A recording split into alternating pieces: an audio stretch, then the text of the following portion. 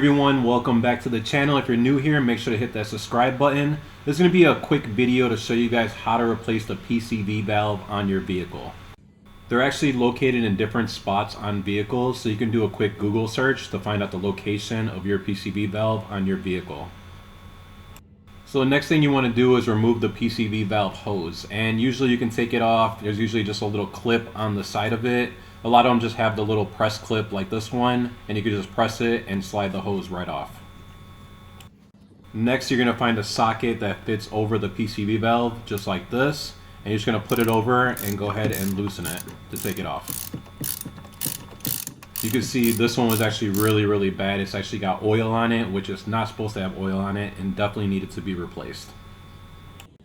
Now it's time to install the brand new PCV valve. You should always start screwing it in by hand first to make sure you don't cross thread it, and then you can go ahead and use the ratchet to tighten it down.